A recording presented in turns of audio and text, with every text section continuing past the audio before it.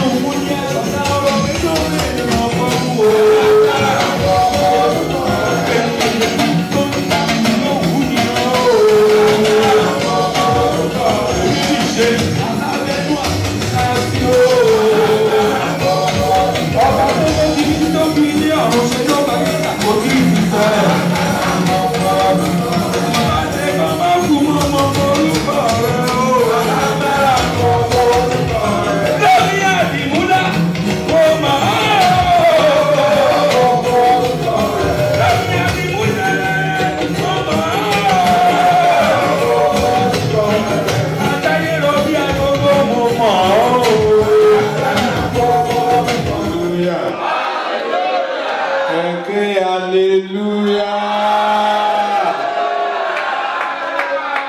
Amen. Mo fẹ́ gbé Ọlọ́run àwọn ọmọ ogun ga. Olórí ni bàbá o. Torí òun ni Olúwa. Lẹ́yìn rẹ̀ kò sí ẹlòmíràn. Òun ni alábòjútó. Òun ni alága. Òun ni wòlíì. Òun ni àlùfáà. Òun ni olùkọ́ni. Òun ni ìpilẹ̀ṣẹ̀. Òun ni òkun. Òun ni alfa. Òun ni omega. Òun ni àìkú. Òun ni àìsá. Òun ni àìdíbàjẹ́. Ayérayé nínú àwọn ọ̀rọ̀. Nítorí ó ṣe nítorí tí àánú rẹ̀ dúró. Kí n tó kọrin, torí ohun mẹ́rin ló wá síwájú mi láti ṣe. Ohun mélòó ni mo pè? Mẹ́rin. Láàárín ìṣẹ́jú díẹ̀. Tí bá bẹ̀rẹ̀ sí ti máa parí ní aago 7 àárọ̀, ìṣẹ́jú díẹ̀. Bẹ́ẹ̀ni, ṣé lẹ́yìn tó bẹ̀rẹ̀ láago 12 ilẹ̀ parí títí aago 6. Pé ká dúró níwájú Olúwa ká máa kọrin ká máa sọ̀rọ̀ lọ́rọ̀ àná sí i. Kí ni mo pè? Àná mi sí ọdún wákàtí. Ó dẹ̀ máa jẹ́ iṣẹ́ yẹn lẹ́kùnrẹ́rẹ́ kó lè mọ̀ wípé àwọn wòlíì ṣì wà. Lóòótọ́ ni wòlíì èké wà. Wọ́n pọ̀ bí nǹkan mi. Ṣùgbọ́n àwọn tó jẹ́ ti Olúwa wọ́n sì wà láàrin àwọn èèyàn. Ìkan nínú àwọn tó jẹ́ ti Olúwa ni wòlíì orí òkè. Ó máa ń lọ káàkiri ṣùgbọ́n bí gbogbo kọ́ ni mo ń lọ. Ọ̀pọ̀ rọ́bìtà ti pè mí tí mi ò ní lọ. Mo ti wọnú ọkọ̀ ńgbà míì tí mo ti fẹ́ máa ń lọ tí ẹ̀mí máa sọ pé mi ò rán ọ ń bẹ̀. Bẹ́ẹ̀ ni màá sì gbé tẹlifóònù máa pe ẹni yẹn wípé Ọlọ́run kò ṣe mo lọ́gàá. Ó máa ń fi nǹkan mìíràn kọ́ sọ́nù bàbá bíà. Màá níṣẹ́ pọ̀pọ̀ mọ́ ọ̀dọ̀ rẹ̀ mi ọ̀gá mi rán mi ní iṣẹ́ kan báyìí. Bí ọ̀gá mi bàbá bíà ti rán mi níṣẹ́ ọ̀gá àgbà ló ní kí n má lọ. Ẹgbẹ́ hallelujah. Ṣé wà mí? Ẹ̀rẹ̀ tí rẹ̀ ní sẹ́nì kankan láti gbàtẹ́ ti dé. Báwo jẹ́ ẹnìkan kẹ́ bá bú ẹ̀rìn ẹ̀rẹ́ nìkan.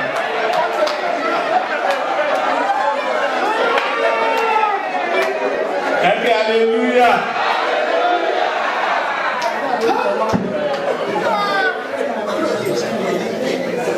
Ẹ kọ́kọ́ wá kọ orin kan. Ṣẹ́rí ohun mẹ́rẹ̀ẹ̀rin tí mo ní Olúwa fi rán mi.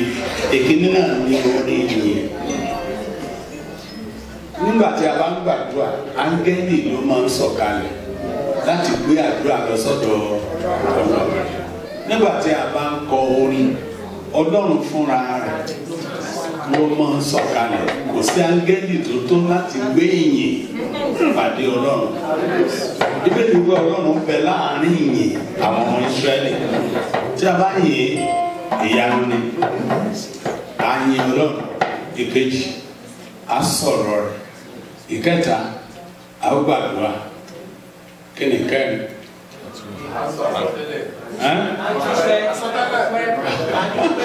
Ìyẹn ti wà nínú ọ̀rọ̀ Ọlọ́run. Ẹ jẹ́ ń fi ìkẹrin pamọ́ tí bá fẹ́ parí màá sọ fún yín. Ẹ wá mú orin ọpẹ́ kan fúnra yín. Ẹ ronú nínú ọkàn ara yín. Yóò já sí ìwọ ayọ̀ sí Olúwa. Kí ló ní ọpẹ́ tó bá ti ń gbọ́ orin tó ń kọ yẹn tẹ́lẹ̀ kan bá ti ń kọ́ kó fi ilẹ̀ fún. Bàbá kọ́ kó dá orin tiẹ̀ kan ó yá ẹ̀kọ́ orin ọpẹ́ sí Olúwa mi gbọ́. Ẹ bá mi gbé Olúwa ga.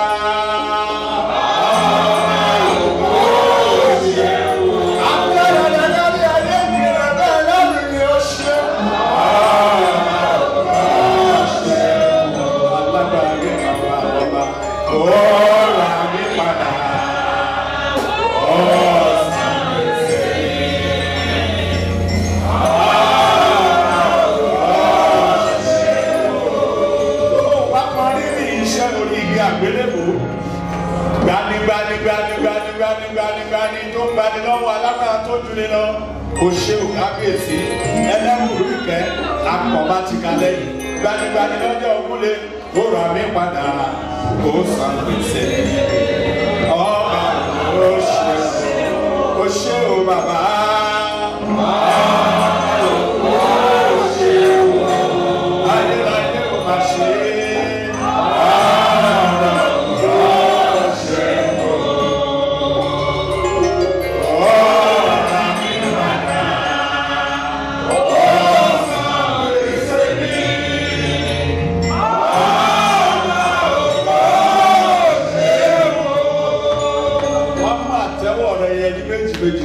báyìí pé mo yàn olùràpadà. Mo yàn olùràpadà. Mo máa sá wẹ́lẹ́wẹ́lẹ́. Ọlọ́run gíga gíga gíga gíga gíga. Ọba tó gbénu òun ní aṣọlá. Ó gbénu adẹ́lẹ́bọ̀ fọ́ọ̀mù. Ìgbì ipá ìgbì agbára. Ayérayé. Mo yàn olùràpadà. Mo yàn olùràpadà.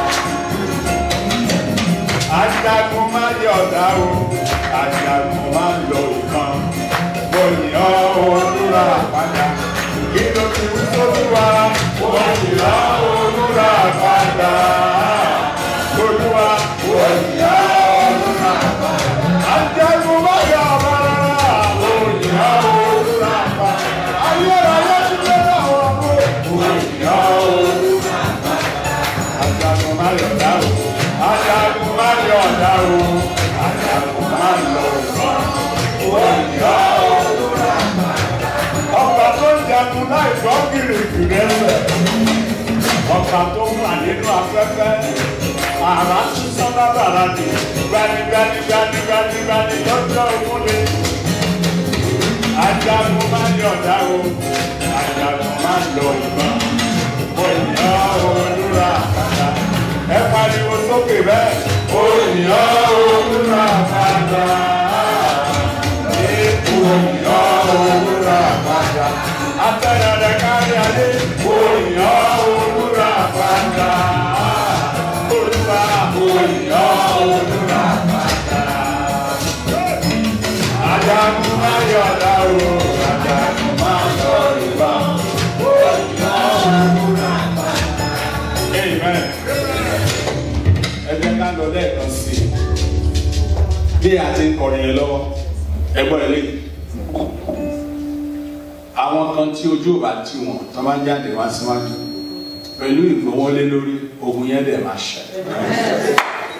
Ohun tí a mú mi rí ni wípé àwọn kan wọ aṣọ ọmọléèwé aṣọ àwọn uniform and primary school children. Olúwa sọ pé àwọn kan ti rí ara wọn bẹ́ẹ̀. O tó túmọ̀ sí ni ìfàsẹ́yìn. A fẹ́ dá wọn padà sílé lábúlé wọn. Bẹ́ẹ̀ni ké wọ́n mú sùkò yẹn. Tẹ́ bá ti ń kọrin yìí pẹ̀lú mi, ìwọ tó láàlá yẹ fúnra rẹ, wà á máa sáré bọ̀ níwájú fún ìgbọ́wọ́lé lórí. Òkú oríire pé ọwọ́ mi ló gbogbo ogun ọdún máa lógún ogun ọdún ó ṣe lọ́wọ́ wá. Oníṣẹ́ wọn kọ́ ni mo ṣe wá o káyé mi kó lè ní ìtumọ̀ ni mo ṣe wá o bàbá kóyà ni mo ṣe wá o. Abanilọ́wọ́ ayé ó ti ní farati afọ́farati lókè. Ayé mi kó lè ní ìtumọ̀ ni mo ṣe wá o bàbá kóyà mo ṣe wá o. Ayé mi kó lè ní ìtumọ̀ ni mo ṣe wá o. Amen. Nítorí àkókò ilẹ̀ máa tó fẹ́ mọ́ àbí ilẹ̀ tó fẹ́ mọ́ ilẹ̀ rẹ̀ ilẹ̀ rẹ̀ ẹ jẹ́ kí gbogbo àwọn jùmọ̀ gbàdúrà gbogbo kún àkónilọ́gbọ́njọ́ gbogbo asọ́nídìí rẹ̀ gbogbo atọ́ni ní sùúrù.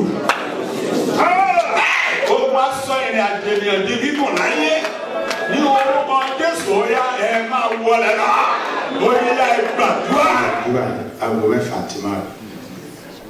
Mo kí ọwọ́ mi bọ ẹ̀jẹ̀ dáadáa. Mo dúró lórí Kristi àpáta. Àìkú àìsàn àti àdìgbà yìí. Agbára tó wà nínú ẹ̀jẹ̀ kó jẹ́ kan nínú tí mo gbójúlé tí mo fẹ̀yìntì. Ẹnìkan lọ́jọ́ sí ó ní ó dàbí pé bàbá yìí kan gbé nǹkan ó ló ṣe mistake mi ò gbé nǹkan kan mi ẹyọ nǹkan kan kọ́ ni mo gbé mi kò ṣe mẹ́ta o mẹ́ta ni mo gbé mi. Bàbá ọmọ mo gbẹ́kẹ̀lé agbára tó wà nínú ọ̀rọ̀, agbára tó wà nínú ẹ̀jẹ̀ àti agbára tó wà nínú orúkọ. Ní orúkọ Bàbá àti Ẹ̀mí Mímọ́, ọwọ́ tí mo yà sí mọ́ ẹ̀ ó di ọwọ́ àṣẹ. Gbé lé orí rẹ fún ara rẹ. Yes. Gẹ́gẹ́ bí a ti fi rán mi, mo pàṣẹ pé ní orúkọ Jésù Kristi orí rẹ di rere. Gbogbo wa dání padà sẹ́yìn lórúkọ Jésù kan máa pòórá. Ṣé gbogbo àwọn tó ránṣẹ́ sí ọ pé ìlànà ọgbọ́n tẹ́nikẹ́ni bá ń béèrè orúkọ ọ̀rẹ́ rẹ tó o bá sọ fún, tó bá ti wá béèrè orúkọ màmá ẹ̀ má sọ fún. Mi ò ní sọ jù bẹ́ẹ̀ nípa bẹ́ẹ̀. Ní gbogbo tán ti mú orúkọ rẹ lọ àti orúkọ ìyá rẹ tó ní lágbájá ọmọ lágbájá. Ní orúkọ Jésù àrà tó sán lábàrá jù ọ̀yà kó tú wọn kára. Òun náà ṣe wàá wá gbégbá wọn pẹ́. Orúkọ Jésù Kristi Olúwa wa. Ẹ̀ka lè rí àmẹ́ta kẹ́ máa lọ sí ẹ̀dùn ẹ̀sẹ̀. Orí olórí kọ́ máa ṣe pàṣẹ. Ìrè tèmi lò kó máa ṣe kọjá. Orí olórí kó máa ṣe pàṣẹ ìṣe. Ẹ pàtó lókè. Ìrè tèmi kó máa ṣe kọjá. Láyé orí olórí kó máa ṣe pàṣẹ. Ẹ pàtó lẹ́ẹ̀kan sí. Ìrè tèmi kó máa ṣe kọjá. Láyé orí olórí kó máa ṣe pàṣẹ. Ọlọ́run ayérayé ọba ìmọ́lẹ̀ àti ìfẹ́ ògo ni fún orúkọ yìí. Ọlọ́run kẹ́ gba ọpẹ́ wa nítorí orúkọ Jésù Kristi Olúwa wa. Hallelujah. Ẹ jẹ́ ká jókòó. Mi ò gbọ́dọ̀ má sọ eléyìí fún yín. Ẹ má sùn rárá. Báwọn mínísítà lọ́wọ́ téèyàn bá sùn yóò kàn máa lálàkàlà. Ṣó fọ́ mi. Ṣé màá kò ní gbádùn tá à ń ṣe bí? Kò dẹ̀ ní gbádùn oorun tó ń sùn. Bí pé kó rí àwọn tó yẹ ẹ gbà. Ká máa lé kí.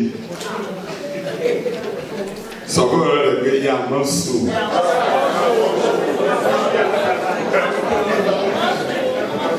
Ẹ kí hallelujah. Lẹ́yìn tí mo ti gbé Olúwa lọ́rọ̀ àwọn ogun ga, wá kí àwọn ènìyàn mi ránṣẹ́ Ọlọ́run tí Ọlọ́run lò láti gbé gbogbo wa jọ sórí ọ̀pọ̀ yìí. Bàbá àti màmá ọlọ́ba kí yín lọ́pọ̀lọpọ̀ pé kò ṣe Olúwa nípa oore ọ̀fẹ́ Kristi tí a fi fún mi. Ó gbàdúrà gbogbo tó mú ní kọsẹ̀ ó jóná dànù níwájú. Ẹ ò ní ṣubú. Agbára àwọn ìgbàanì tó mú ọ dúró ló mú ẹ̀yin náà dúró. Ó ti ń sọ̀rọ̀ bó ṣe ń kí yín bó ṣe máa ń gbàdúrà. Torí ìlérí Ọlọ́run yẹn pé ibi tí a bá ti fẹsẹ̀ wa tẹ̀ àwa la máa jogún ẹ̀. Bẹ́ẹ̀ gẹ́gẹ́ bí oore ọ̀fẹ́ tí mo rí gbà, ìfòròyìn ìránṣẹ́ Ọlọ́run ò ní yín lónìí àti aya wọn àti aya wọn tó máa di ìlọ́po tí a tẹ̀lé wá. Bẹ́ẹ̀ ti rí wọn tẹ́lẹ̀ ẹ wà tó máa rí wọn lọ́nà tó yàtọ̀. Bẹ́ẹ̀ torí ìránṣẹ́ Ọlọ́run tó bá ti fi ìfagbà wọn náà dàgbà. Àkàìmọye àwọn ọ̀dọ́ lónìí ni òun tí a ń pè ní àgbà. Wọn ò fi tàgbà ṣe. Ẹnìkan lọ́jọ́ sí ó ní kí ni Ọlọ́run ń ṣe ní ayé bàbá àkọ́sù Babalọ́lá tí ó ti mọ̀ ṣe lọ́wọ́ òun nísìn. Mo dẹ̀ sọ fún wọn ní kó ìyá lórí òkè ọjọ́ méje péré ló lò láti fi tọrọ ọ̀làríjì. Tí a bá gbàgbé àkọ́sù Ayọ̀ Babalọ́lá sí ó ní wípé bí mo bá gbàgbé rẹ̀ kí ọwọ́ tún mi kó gbàgbé ìlú rẹ̀ níbo ni ìwọ ó bá dé ìwọ ní tiẹ̀ ká tó gbàgbé rẹ̀ màtá bá gbàgbé Joseph Ayọ̀ Babalọ́lá ṣe ni a ti fi ìdídì ìwé mímọ́ àbákọ ọ̀rọ̀ àpọ́sù Babalọ́lá sínú Bíbélì iṣẹ́ ìránṣẹ́ rẹ̀ ga jù ti àwọn wòlíì míì tí ó wà nínú Bíbélì ṣùgbọ́n a ò gbọ́dọ̀ fi nǹkan mí kún Bíbélì tó wá jẹ́ pé ṣe à ń fi wọn bá Bíbélì bá ṣe ga tó tó. Ẹ kí hallelujah. Nítorí náà bí ọmọ kékeré bá ti fún ìfàgbà ọjọ́ iwájú rẹ̀ máa dáa. Nítorí náà tẹ́ bá tún ti láti òní láti àárọ̀ àjọpàdé bí ní ọ̀la Sunday àbúrẹ́ ok oṣù wa bí àjọṣèṣe Sunday máa jẹ́ iṣẹ́ yẹn díẹ̀ lẹ́nu gbádùn la máa parí yọ mo fẹ́ kẹ́ mọ̀ pé ẹlẹ́yin tí ó sì ń bí dúró ẹ̀ bá wa ṣe sí ẹ̀ bá wa ṣe sí kí ni ọlọ́run lè ṣe èyí ń bẹ̀rẹ̀ ní ìyanu ọlọ́run. Mọ yẹn tẹ mo lè láìkì yín o ṣe láyé tí ẹ wà nílé dúró rárá torí pé ọ̀nà ayé jìn tàbá ṣọlẹ̀ ọ̀fẹ́ kẹ́rí mi lẹ́yìn òde ọ̀fẹ́ ẹ̀mí máa yóò tọwọ́ mi tọ́ yín ohun tí ẹ ó ṣe nígbà yẹn ẹ bá ń gbé hallelujah ńlá bàbá wa Adélòdì Òkèyísà ẹ ṣe gbogbo ẹ bá ka ìwé ìṣe ìwé Kọ́ríńtì kìíní yẹn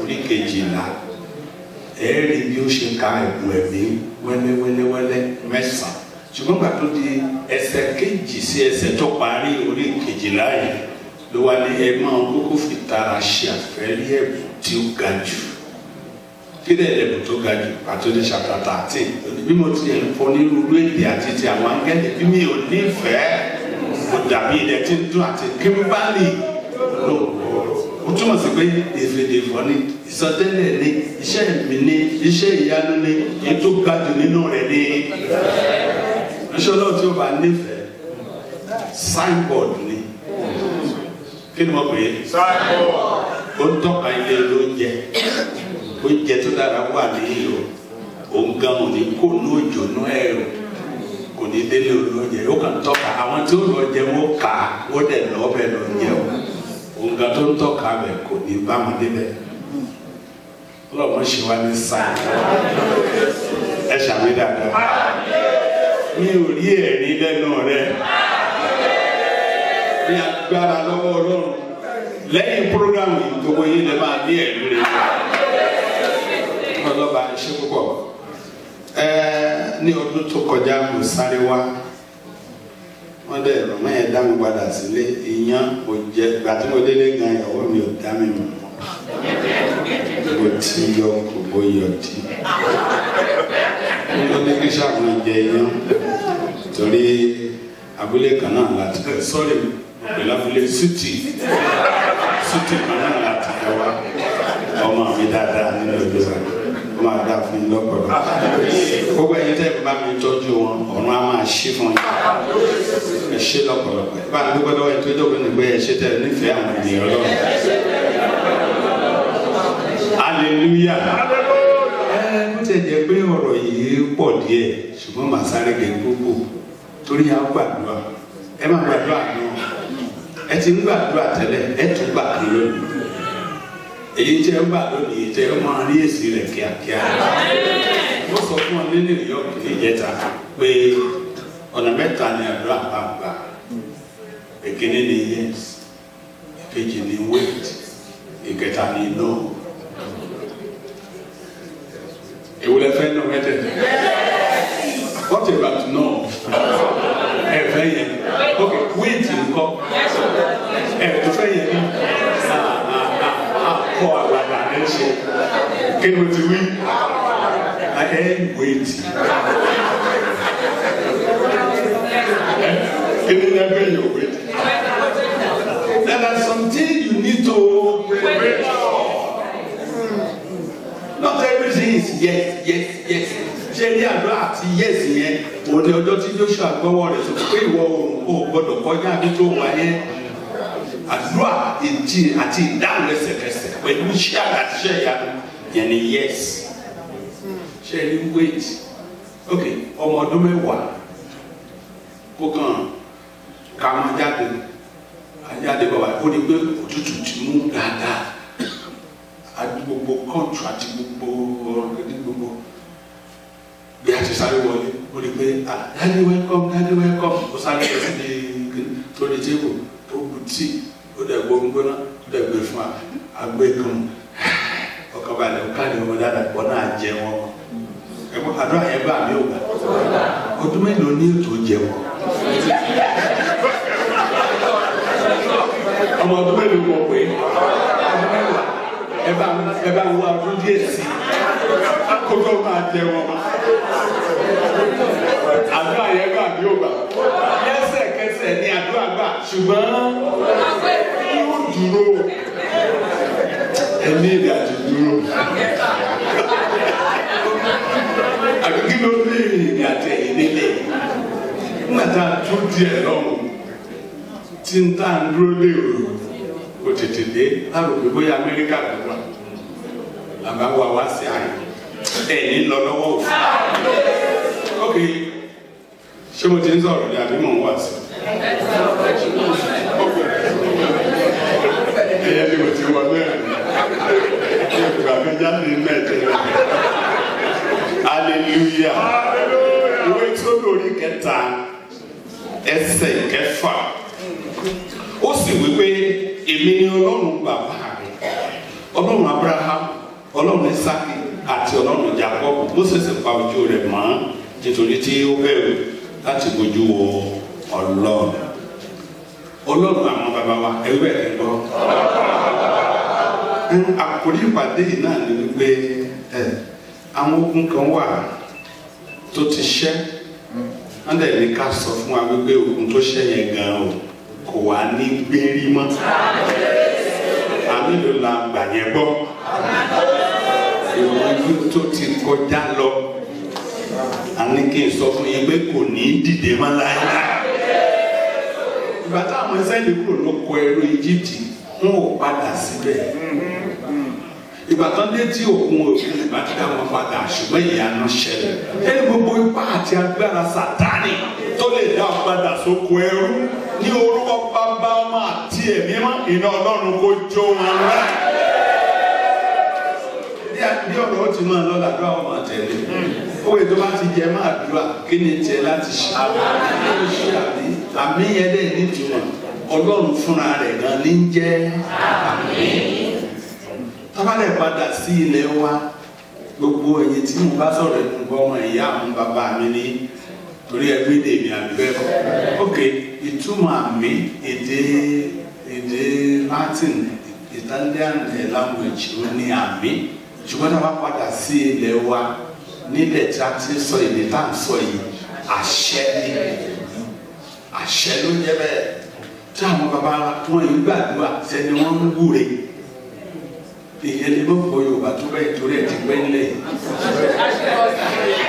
Ẹ̀kẹ́ hallelujah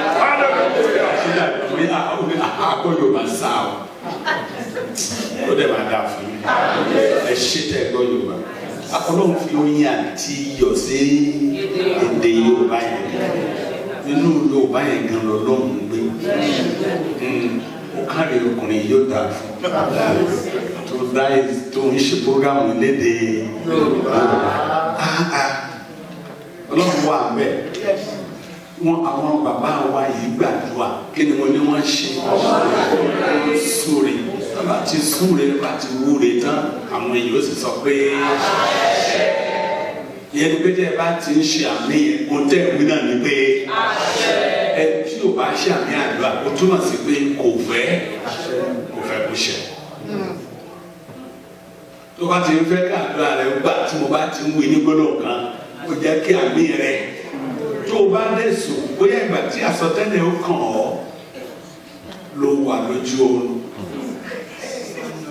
báwo ni ìbá ti dáa tó tó ọba sùn mo dúró lórí Kristi àpáta ọ̀tá ilé ìyá àti ilé bàbá tó sí ọ̀nà ní òsí ọ̀nà tó gbé gbà ní orúkọ bàbá ọmọ àti ẹ̀mí máa Olúwa kó palẹ̀ wọn mọ́. ìyẹn lè wọlé àṣẹ. ok ṣókí o kọ́ wá sọ̀rọ̀ yìí lónìí. mi ò bóyá ẹnìkan lè bá mi mo ní ìwé kékeré kan síbẹ̀ kọ́pì rẹ̀ kan wà lọ́wọ́ mi lé ó ṣe é ṣe kó jẹ́ inú rẹ̀ láti máa bára wa sọ̀rọ̀ ní ọ̀la Sunday láti pè ní the God of success. èyí mélòó ló fẹ́ ṣàṣeyọrí rẹ̀? you can have one copy. a kàn mú dáná gẹ́gẹ́ bí Sunday school manual nínú sáfíìsì wa lọ́la ló máa sọ níbẹ̀ nísinsìnyí Ọlọ́run àwọn bàbá wa Ọlọ́run Abraham àbí bẹ́ẹ̀ kọ́ la kàn bẹ́ẹ̀ lẹ́kọ̀ọ́ ta ló ṣì dání kó bá ní kàn tiẹ̀ kó má dàbí pé tèmi ló yàtọ̀. ó sì wí pé èmi ni Ọlọ́run bàbá rẹ Ọlọ́run Abraham Ọlọ́run Isaki àti Ọlọ́run Jacob. That's right. amẹ́tẹ̀ẹ̀ta yẹn náà la fẹ́ fẹ́ lọ́ba kíákíá. Ọlọ́run ló pe ara rẹ̀ bẹ́ẹ̀ fún Mósè nígbà tí Ọlọ́run pe Mósè lọ sí ọ̀dọ̀ Fáráò lọ jíṣẹ́ ìwé fún pé mo rán wọn níṣẹ́. mo fẹ́ mú àwọn ọmọ Ísírẹ́lì kó lóko ẹrú. Mósè wípé àwọn ọmọ Ísírẹ́lì lè pọ̀ wọn ò tiẹ̀ ní gbọ́ tèmi wọn ò ní gbà tèmi wọn burú gan Olúwa ṣe bó mọ̀ wọ́n. àwáwí márùn ló ṣe ìkànnì ló wípé Olúwa gbogbo rán ẹlòmíràn ṣùgbọ́n ìkan nínú ìkànnì yẹn náà ló sọ pé ṣé akólòlò ni èmi and God oppositely because of that appointed his brother ó wá yan ọ̀dà rẹ̀ pé ó ké mo mọ̀ pé akólòlò ni ọ́ nítorí náà ni mo tún yẹ nìkan tó mọ̀ ọ̀rọ̀ sọ kó máa sọ̀rọ̀ rẹ̀ ṣẹ́ ni nígbà téèyàn bá ti ń dọ̀jì iṣẹ́ ìránṣẹ́ tó yẹ ọ̀nà iṣẹ́ ìránṣẹ́ sílẹ̀ Ọlọ́run á wá fẹ́ lómi ìrọ́pò rẹ̀. bẹ́ẹ̀ ni wọ́n bá ní kó o dáwó tó o bá dáwó owó rẹ̀ bóyá £100 ṣé pounds ni mo pè á ṣe bóyá $100 náà ní kó o dá tó o lè dá ẹlòmíì ó dìde tí ó dá $10,000 sọ pé wọn ò ní fẹ́ lómi ìrọ́pò. Olúwa wá ní mo ṣetán láti ṣiṣẹ́ mi kó o fẹ́ kó o kọ̀ mo dẹ̀ rẹ́ lómi ilẹ̀ ìwọ gan-an ni mo fẹ́ rán ó ní kó o rán ẹlòmí Ọlọ́run á ní òkè kò burú mi ò ní rán ẹlòmí ìwọ náà máa rán ṣùgbọ́n màá yẹn nìkan tì ọ́ bọ̀dá rẹ yẹn gan Árónì yẹn gan òun ni ó máa ṣe ògbófọ̀ rẹ tó bá ti ń wí bí o ṣe kọ́ lòlòtò ohun rẹ̀ já garanti ṣé wàá ní nítorí ìyẹn agba olórí àlùfáà kúrò lọ́wọ́ Mósè àfi fún Árónì nítorí pé fúnra rẹ̀ ló sọ pé òun ò ní lè ṣe èèyàn mélòó ló lè ṣe rere níbí sọ pé lórúkọ Jésù mo máa ṣe rere ẹ ṣe àmì ẹ̀yọ́ máa Ọlọ́run Ábúráhámù tí a bá rí ìwé yìí ẹ mọ̀ pé Ọlọ́run wà pẹ̀lú Ábúráhámù pọ̀ bó tiẹ̀ ní ọ̀pọ̀lọpọ̀ ìdààmú àti wàhálà ó jáde kúrò láàrin àwọn ẹbí rẹ̀ pẹ̀lú ọ̀pọ̀lọpọ̀ ogun ìtàn kan sọ fún wa nínú Jewish history pé bàbá rẹ̀ Térà abọ̀rìṣà ni ó dẹ̀ ń ṣọdún òrìṣà lọ́dọọdún ó wá di ọdún kan tí Ábúráhámù máa jáde kúrò nílé ó ti ń gbóhùn Olúwa pé kóun ó jáde ṣùgbọ́n ó sì bẹ̀rẹ̀ òrìṣà tí bàbá rẹ̀ ń bọ̀ àwòrò òrìṣà ni ṣẹ́mọ̀ tó wà yẹn the prince of the idol àwòrò ni olólórí àwọn abòrìṣà ìyẹn bàbá Ábúráhámù ó wá di ọjọ́ kan nínú òrìṣà wọ́n pẹran wọ́n jẹun wọ́n jẹyán wọ́n jàmàlà gbogbo oúnjẹ tí wọ́n jẹ lọ́dọ̀ wọn náà ni wọ́n jẹ wọ́n yó kán nìkan ṣe ẹbí hallelujah ok òun olúkúlùkù wa lọ lé ó wá di òru Abraham wá gbéra níbi tó wà ó wá lọ mú kùmọ̀ gidi orókùn tàbí ọmọdó ó wá fọ́ gbogbo òrìṣà yẹn ó wá fi ẹyọ kan sílẹ̀ sáàrin ṣé ní ẹyọ kan tó fi sáàrin yẹn ìyẹn gbé kùmọ̀ kan báyìí dání dúró báyìí Abraham dẹ̀ ní gbogbo ó fọ́ gbogbo gbómúgbómú ó wá dá apá kan èyí tó gbé kùmọ̀ dání lòun náà wá sá lọ sílé tó lọ sùn tiẹ̀. Àwọn aláwòrán tó wá jí wá láàárọ̀ láti wá kí bàbá rẹ̀ pé ẹ mọ̀ pé ọdún àná o ní wá kóra àwọn ìjọ kan lọ kí òrìṣà ní wá rí pé gbogbo wọn ti wó gbómúwó. Àwọn aláwòrán wípé àtàwọn ṣe lè tẹ́lá wípé kò ní sẹ́lò mi bí kò ṣe Abraham tá ló mọ̀ ọmọ Jésù nílé yìí báyìí ṣé o ṣe yóò máa ṣe táwọn ẹlẹgbẹ́ yìí ṣe ṣé o máa rìn òwò kiri pé ayé ti kọjá gbogbo yẹn tábàdé kan dress moderately ní old school nìyẹn Abraham tó dẹni ìràpadà ó kúrò láàrin àwọn ènìyàn rẹ̀ Ọlọ́run Abraham ni mo sọ ní lónìí bàbá rẹ̀ wípé ó máa wá bí ìwọ olórí mọ̀dàmọ́ náà kí ló ṣe fáwọn mi ò ṣe nǹkan kan ẹ̀sùn kọjá àlàní wàhálà tẹ̀sí lánàá ló pọ̀ jù òun ló jẹ́ kẹ́sì tẹ́ ìdánimọ̀ wọn ń jà tó bóyá oúnjẹ mi ò tó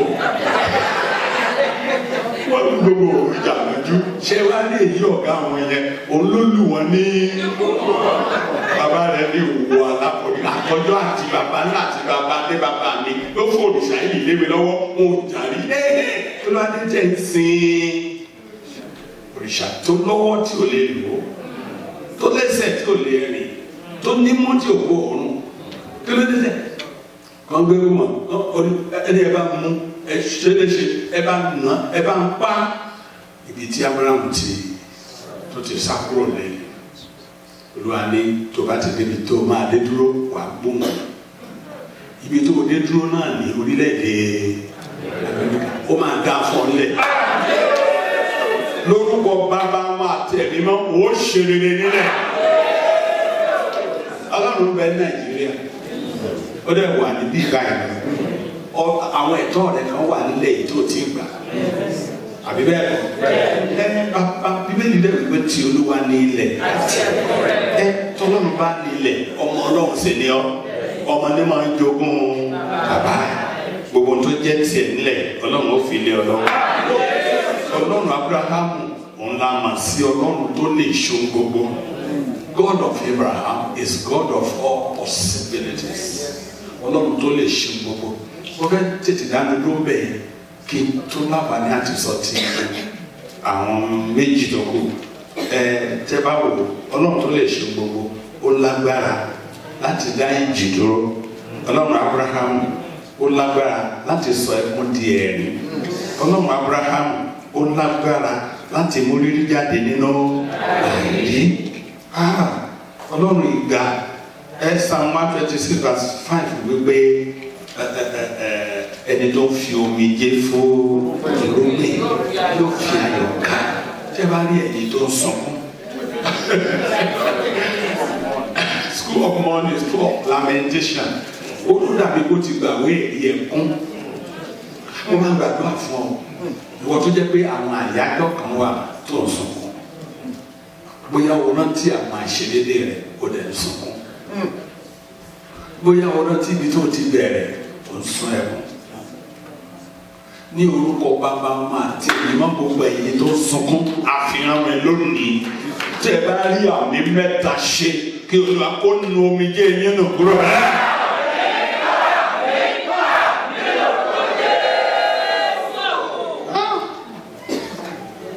Okay, ìdókòrò lọ́dọ̀ Abraham ẹ sáré gbàdúrà ẹ pariwo orúkọ àdúrà náà ni pé Ọlọ́run bá mi ṣẹ́ ogun àjọ tán ogun kí n tó pè é total resemblance for you to resemble your parent absolutely okuru bíi tiẹ̀ olófi kúkúrú jọ olùkúrú ìyẹn bẹ́ẹ̀ ká ó dẹ̀ ká lẹ́sẹ̀ bàtà bí méje bàbá rẹ̀ ló fi ó máa ń bínú gan-an àwọn èèyàn wá rí pé báyìí ló fi jọ ẹnìkan lọ́jọ́ sí bàbá pásítọ̀ ó dẹ̀ bá wọn parí ìjà odidi wákàtí 6 tọkọtaya á sọ̀rọ̀ wá ní òkè ẹ̀kúnlẹ̀ ní màdá fún yín ẹ máa lọ lé yín náà ìyàwó ní ẹjọ́ torí Ọlọ́run ẹ má dáa padà sínú wàhálà ọkùnjà yóò tí ì parí kí ló kù ó ní arákùnrin oníṣekúṣe ni ọ̀dà kí ni ìṣekúṣe tó ṣe ló ní ó fẹ́yàwó nọ́mbà 4 ìwọ gan nọ́mbà kí ló jẹ́ ó ní nọ́mbà 3 mo ní ìwọ gan.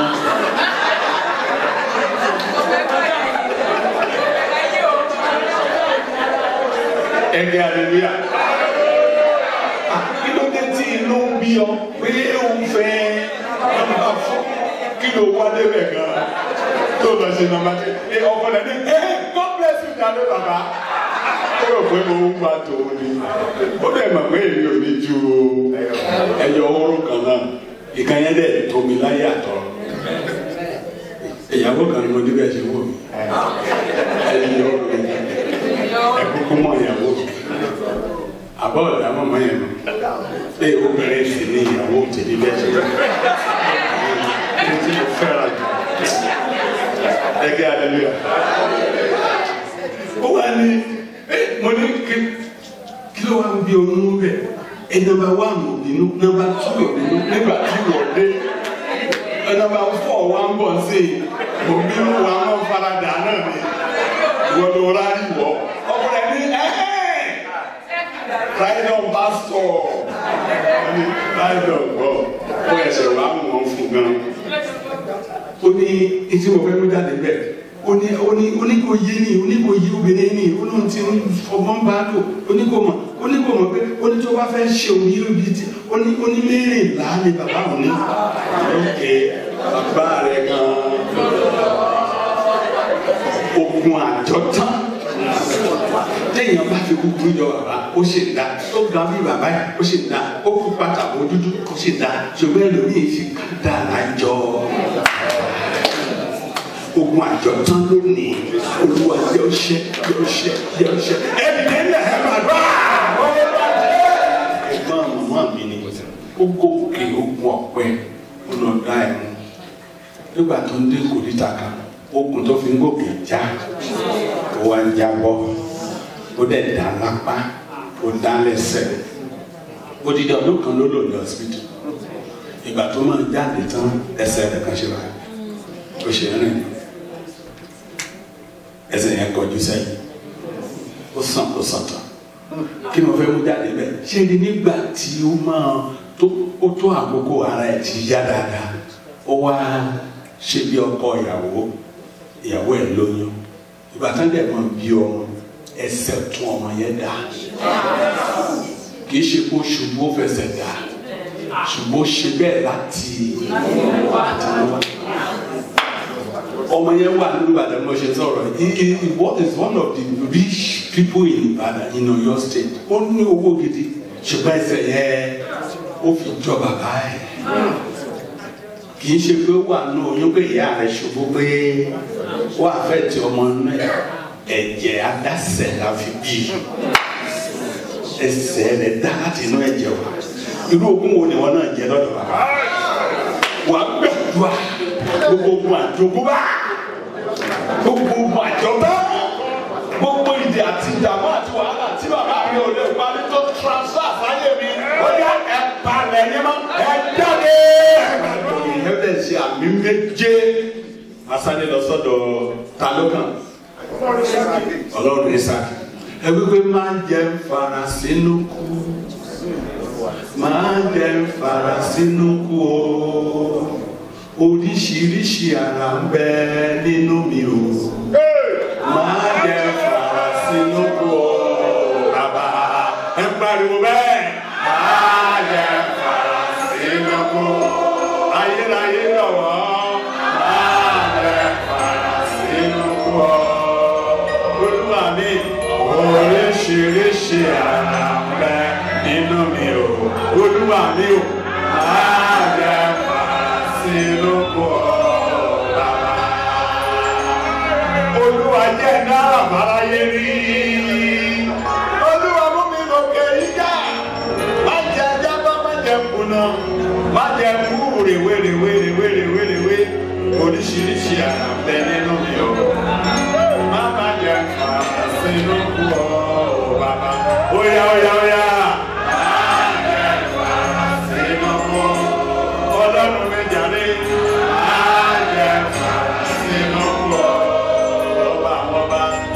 oríṣiríṣi àrà ń bẹ nínú mi o. Olúwa mi máa jẹ fara sínú pọ̀ bàbá. Àlàálẹ̀ rẹ ọjọ́ wo ní ọ̀sẹ̀? Gbogbo àrà, gbogbo àwòrán ayé rẹ tó ti yà lójú oorun lójú àlá. Ọjọ́ wo ló máa píríǹtì kọ́pì ẹ̀ jáde tí ojú gbogbo èèyàn yóò rí òwò yìí? Tọ́lá ti mọ ní ìgbà kẹta àmì méje kó sọ́ní àrá. Oríṣiríṣi àrà ń bẹ nínú mi o. Má jẹ fara sínú kú ọ. Óyá. Má jẹ fara sínú kú. Ọba àwọn ọba. Má jẹ fara sínú kú ọ. Oríṣiríṣi àrà ń bẹ nínú mi o. Olúwa mi o. Má jẹ fara sínú kú ọ. Àmì méje ńlá.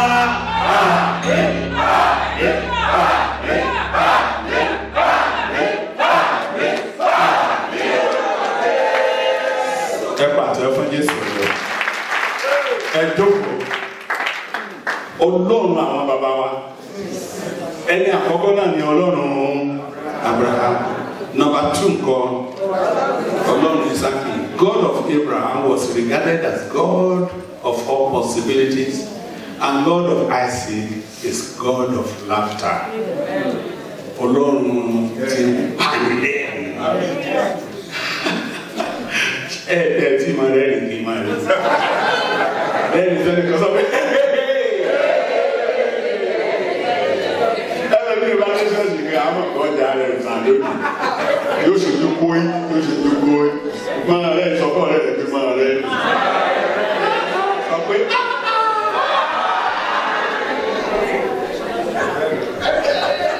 sísá láàpù ẹgbẹ́ àdìlẹ́yà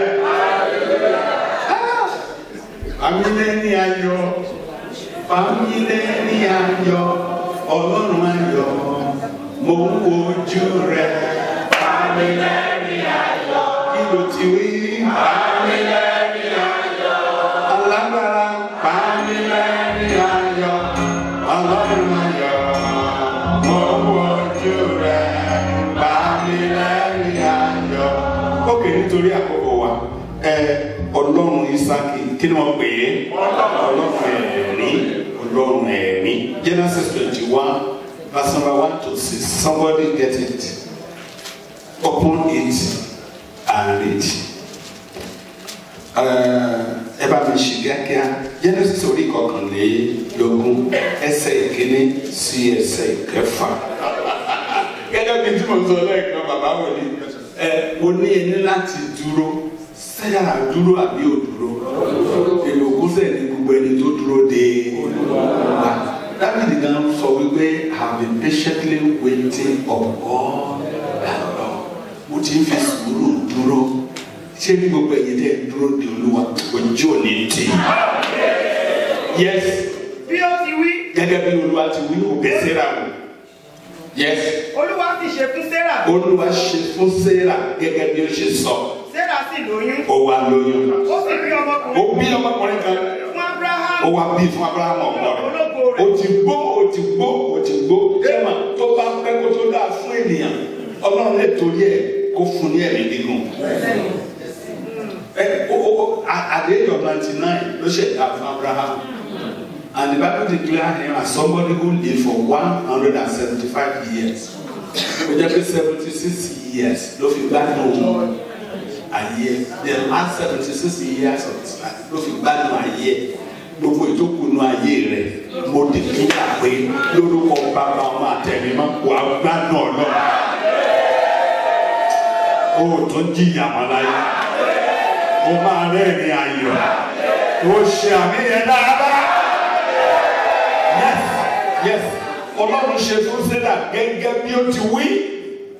Kí ni ohun tó lù wá wí yẹn gan? Yes.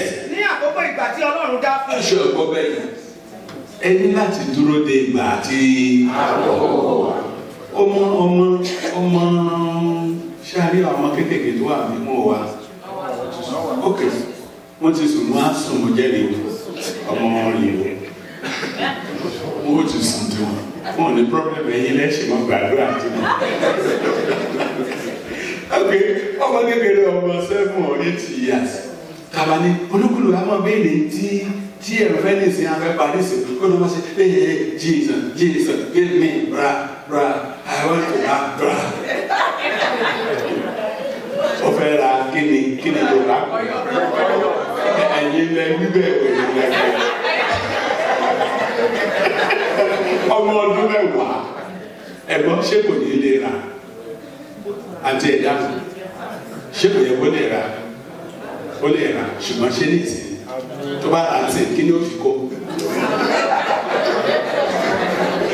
Tó bá fẹ́ ra medium size tó fẹ́ ra large tó fẹ́ ra small gbàtó bá tó àkókò rẹ̀ kó máa ra oríṣiríṣi kó ra brown kó ra white kó ra blue kó ra white kó ra oríṣiríṣi kọ́lọ̀ kó máa fi kó bó ṣe wù. Ṣùgbọ́n ní ìsinsìnyí kí ló láti ṣe? Àdúgbò wa ní sùúrù ìyẹn kọ́ ló ń kàn. Ṣé èwo ló ṣáájú nínú matriculation àti graduation? A ní sùúrù sọ́kọ́ rẹ̀ pé bá dúró dọ̀lọ́ pé o máa rẹ́rìn náà. Ìwọ náà máa rẹ́rìn ayọ̀. Ẹ̀yin bàbá wò ní ẹlẹ́rìí sí kékeré ààrẹ ní sọkún lórí ọ̀rọ̀ kíkíkí tí mo bá wà kì í sí ìbànújẹ́ bẹ́ẹ̀ ẹ̀mí ló mi bẹ́ẹ̀ ní máa mú rí àwọn ènìyàn dùn tá a bá ti ṣépè fún ọ rí mo wá dúró lórúkọ bàbá ọmọ àti ẹ̀mí ní orúkọ bàbá ọmọ àti ẹ̀mí mọ́ ní orúkọ bàbá ọmọ àti ẹ̀mí mọ́ ẹ̀gbọ́n àti èpè ó dààmú ayé rẹ ní orúkọ Jésù ó yá kó pòórá dáadáa. Fi àmì yẹn ṣe ẹgbẹ́ lé mọ́ bọ̀ ẹnìkan ló ṣe ègún àti èpè sórí Jẹ́ríkò nítorí pé wọ́n ń dènà àwọn ọmọ Ísírẹ́lì ní ìrìn àjò. Mo dé ìlú yẹn mo dé Jẹ́ríkò oríṣiríṣi ló ṣẹlẹ̀ bẹ́ẹ̀ dẹ́ fi bẹ̀yẹ ẹnìkan ló fi wọ́n gẹ́gùn pé ẹ máa bọ̀ nígbà tó di Jẹ́ríkò ìbá wó ẹnikẹ́ni tó bá gbèrò àkọ́bí ọmọ rẹ̀ ni ó fi bẹ̀rẹ̀ àbí kẹ́yìn ló fi parí ẹ̀ kú dé rí bẹ́ẹ̀ nítorí pé wọ́n ka ọ̀rọ̀ náà sí yẹ̀yẹ́ ètò wọn sọ kí iṣẹ́ àwàdà bó ṣe máa rí gan nìyẹn ìyẹn nìkan kọ́ ìránṣẹ́ Ọlọ́run mìíràn ló tún dé ilẹ̀ náà tó wọ́n pariwo wọ́n sọ fún wòlíì Jóṣúà ló fi wọ́n gẹ́ wòlíì Èlíṣà lórí ẹ̀kọ́ wọ́n pariwo lọ́ba wòlíì Èlíṣà pé wo ìtẹ̀gbé ìlú ìdára bẹ́ẹ̀ tí ó wọ̀ yìí ṣùgbọ́n omi kọ̀rọ̀ ilẹ̀ sì ṣá. Èlíṣà wípé ẹ bá mú àgọ̀gọ̀ kan wá ẹ bu omi àti iyọ̀ sínú ẹ̀ wọ́n lọ gbé sí gbogbo ọdún mẹ́rẹ̀ẹ̀rin orísun omi wọn ó ní kò ní sí ẹkún kò ní sí ìbànújẹ́ mọ́. Èmi náà dúró lórí Kristi àgbàdo ẹnìkan fi ọ́ gẹ́gùn tẹ́lẹ̀ àfihàn mi láti bùkún fún ọ lónìí àmì mẹ́ta ẹ sọ pé fáyà mo ní gbogbo ẹ̀kọ́ àti èpè tí ilé ìyá ti lè bàbá àwọn tó fẹ́ mú sí ọ dé Amẹ́ríkà lọ sọ pé o ti lọ láti ṣe èmi ló mú bọ̀ lórúkọ Jésù Kristi Olúwa yìí ẹ̀gbọ́n ní ìwé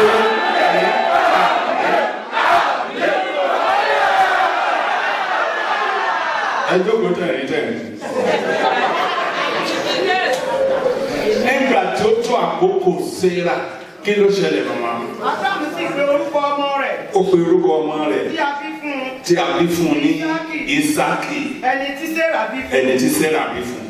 Ábúráhámù sì kọ Ísákì ọmọ rẹ̀ ní ilà. Kọ́nílà. Nígbà tí ó di ọmọ ìjọ mẹ́jọ. Ní sọ̀yìn lónìí. Gẹ́gẹ́ bí Ọlọ́run ti fi àṣẹ fún un. Bẹ́ẹ̀ni. Ábúráhámù sì jẹ́ ẹni 100 ọdún. Ṣé ẹ gbọ́ bẹ́ẹ̀? Nígbà tí a bí Ísákì ọmọ rẹ̀ fún un. Bàtà ṣẹ̀ bí ọmọ ilé. Séra sì wí pé. Ó wí báyìí pé Ọlọ́run pa mí lẹ́rìn. Ọlọ́run pa mí lẹ́rìn. Gbogbo ẹni tí ó gbọ́. Gbogbo ẹni tó bá gbọ́. Yóò sì rẹ́rìn pẹ̀lú. Ó sì wí pé. Ó ti tó bá màmá yóò dá fún ọ. Gbọ̀ngàn rẹ́rìn kiri.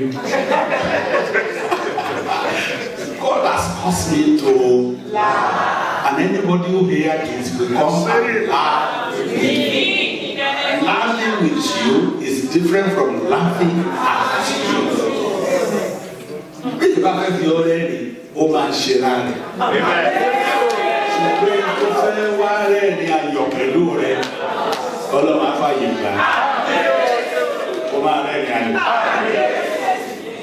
Kí ni mo ti sọ yìí? Psalm 40 verse 1 to 3. Màá tètè kúrò lọ́dọ̀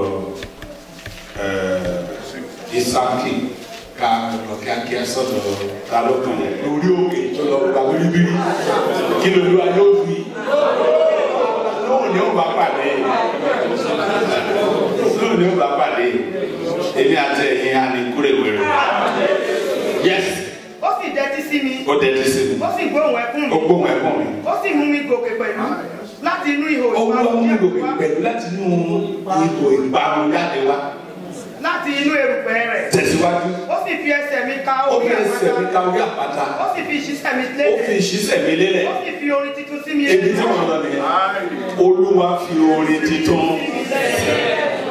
Bá kọrin oró máa. Olúwa níbo lójú rẹ wà? Ojú rẹ wà níbi gbogbo níbí. Ìyá yìí tó yé Yorùbá bí lára tani àbálá. Gbogbo àwọn tó jìyà wọn forí tí wọ́n fara dáná. Ìwọ ò wá ní jìyà wọn tì. Tó nítorí orúkọ Olúwa wàá rẹ́rìn ayọ̀. Ọlọ́run Abrahamu, Ọlọ́run tó lè ṣe ohun gbogbo. Ọlọ́run Ísákì, Ọlọ́run ti pàdé. Afẹ́ lọ gbàdúrà. Bí mo ní àwọn àdúrà tó ní agbára. Quickly go to God of Jacob rẹ̀ pọ̀. Ṣé mo pé ìtumọ̀ Jacob gan náà ní ajínilẹ́sẹ̀? Ṣé ní bàbá tá a sọ̀rọ̀ ẹ̀ lẹ́yìn lára ṣẹ̀ṣẹ̀ kó lọ́dọ̀ rẹ̀ sí? Àìsí. Òun ni ọ̀kan nínú àwọn ènìyàn Ọlọ́run tí a ò rí àmì ìlú kankan ní ìgbé ayé. Àwọn tó ń wádìí níbi èyí ń wá látòkè dé sàdárí pé ó rìn ní mímọ́ àti ní pípé níwájú Olúwa. Ṣé ní ìyá yẹn ó ń dínkù díẹ̀díẹ̀? At the age of 99 lọ́dọ̀ ṣe ìkọ̀tì Abraham. Ísákì náà òun náà dé ọmọ 50 ọdún kó tó gbéyàwó. Ṣé kò ọ̀pẹ díẹ̀? Ìyàwó rẹ̀ lè yàgò fún ọdún 10. Ìgbà tán bí ọmọ àkọ́kọ́ ó jẹ́ ọmọ 60 years. Jacob ní Nàìjíríà ó ní ìwọ̀njú fún 21 years. Ṣẹlẹ̀ pé látòrí 99 sórí 60 sórí 20. Ṣẹlẹ̀ látòrí Jacob yẹn ní ìyá dópin. Orí ìta ni ìyá ó ti dópin báyìí. Gbogbo ìyà ìdílé yìí, gbogbo ìpè ìdílé yìí, gbogbo ẹ̀kú ìdílé yìí tó bá ní àmì mẹ́ta ṣe. Mo dúró lórí iṣẹ́ àpáta, mo fẹ̀yìntì àgbélébò, mo dúró lórí iṣẹ́ àṣepé káfárì, mo wí pé nínú ayé rẹ̀ ìyà dópin bẹ́ẹ̀. Ó ṣe jàre, ó dáná lé lórí.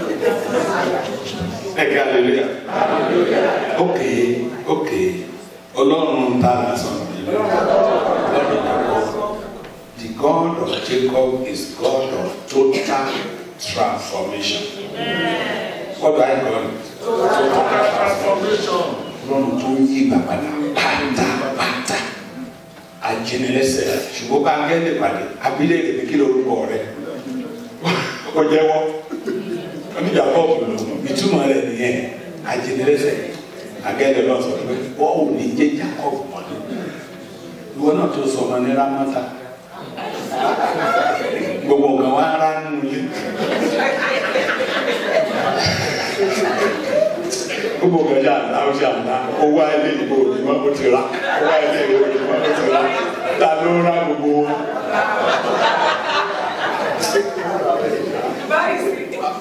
ẹ̀gbọ́n mi lóhùn tó bá jẹ mọ́ orúkọ ẹ̀mí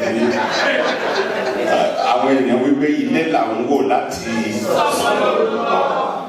kẹrìndínlọ́dún dáadáa kẹtó sọ orúkọ máa ń ròyàn ìgbà tí orúkọ Jacob yí padà ìpín rẹ̀ yí padà gbogbo nǹkan rẹ̀ yí padà àyíká rẹ̀ yí padà ìwà rẹ̀ bàbá yí padà ó bẹ̀rẹ̀ sí rí ojú rere Ọlọ́run lórí Kristi àpáta wọn tó lé tó bá rí àmì mẹ́ta tó lábúra ṣe ní orúkọ Bàbá Ọmọ àti Ẹ̀mí Mímọ́ ìyípadà bá ayé rẹ̀ láti rà.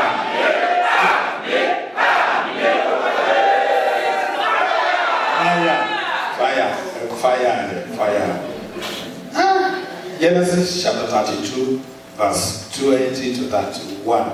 Ogun kan ẹ máa wọn lè kà tẹ́bá délé ẹ kà dáadáa tẹ́bá tún lọ sí 25 verse 19 ẹ rí kà mbẹ pé ó bá áńgẹ́lì jà ó ṣẹ́gun àwa sóòlè fún ayé orúkọ rẹ̀ padà àárọ̀ kùtù báyìí àbílẹ̀ ò tí mọ́ bọ̀ àárọ̀ kùtù náà ní Jacob bá áńgẹ́lì pàdé ìyípadà bá orúkọ rẹ̀ kí lorúkọ tó rí jẹ́ tẹ́lẹ̀ ṣé egunjọ bí ni ọ ambition kò bí àbọ̀kùn gbé ọ̀yà dání ṣe rántí ọmọ yín ọ̀rẹ́ yìí kan náà pastors wa tó jẹ́ òrìṣà tì mí lẹ́yìn orúkọ bàbá ẹ̀ ṣùgbọ́n olùwàníkè sọ fún mi pé kò sí rere kankan nínú òrìṣà ó lóun lè orúkọ ìdílé ṣùgbọ́n gbà tó di òru ọjọ́ kan lolúwa wa kọ sí pé òun lòun rán ọ̀gá rẹ̀ sí ọ tó bá ṣe jẹ́ orúkọ yẹn kò sáṣeyọrí kankan fún ọ ló wá bá mi láàárọ̀ ọjọ́ kejì pé òun rí áńgẹ́lì owó ká ìwé gan sí áńgẹ́lì bóun áńgẹ́lì rẹ̀ ni mo jẹ́ ọlọ́run náà ní sí ọ nínú ìbò tí ì rí bẹ́ẹ̀ ok kí ló náà láti ṣe olùwà ó lọ lọ ṣe ìdórúkọ yẹn mọ ok padà sílé kó lọ rí bàbá rẹ̀ kọ́ mọ́ sọ̀kọ́ máa lè ní ọ pé ò jẹ́ orúkọ bàbá rẹ̀ mọ́ sọ fún pé olúwa ló sọ bẹ́ẹ̀ ó dẹ̀ ti sọ lẹ́sẹ̀kẹsẹ̀ ní bàbá rẹ̀ pé olúwa nǹkan náà ti fara hàn pé àjẹ́ orúkọ yẹn mọ́ ní ìdílé wa wọ́n á sọ di olúwa tì mí lẹ́yìn dípò òrìṣà tì mí ẹni tó òrìṣà bá tì lẹ́yìn ọ̀nà àpáàdì lòlò ìgbà tí ọmọ orílẹ̀-èdè Amẹ́ríkà kan ọmọ orílẹ̀-èdè tó ṣọ̀rọ̀ burúkú nọ́mbà gbé ọmọ onílù lọ́wọ́ ẹ̀ ó wá sá lọ sí Nàìjíríà ẹnìkan wá fẹ́ gba visa Amẹ́ríkà ó wá lọ pé ẹni tán lẹ́kọ̀ọ́ rẹ̀ pé kó wá bá ń sáyẹn ṣé yóò rí visa gbà bẹ́ẹ̀ ni wọ́n lé ìṣòro lọ́rùn kò lè débẹ̀ mọ́ òun lẹ́lòmíì lọ gbé tiẹ̀ lé lọ pé bá yanjú ọ̀rọ̀ ara ẹni tó ti bọ́ ti kó nílé bàbá kí ló wá lè di òrìṣà ó sì ránṣẹ́ nàbà wà ní ogun sílé bí kan bọ́ fi kankan ránṣẹ́ kankan fáwọn fi ránṣẹ́ ẹnìkan tì mọ́ra kankan tó lọ sí Amẹ́ríkà embassy jọ́pẹ̀ ló pè gèdè wọn ò kò ní bísà ó ní àwọn kìíní yóò kó kéde o.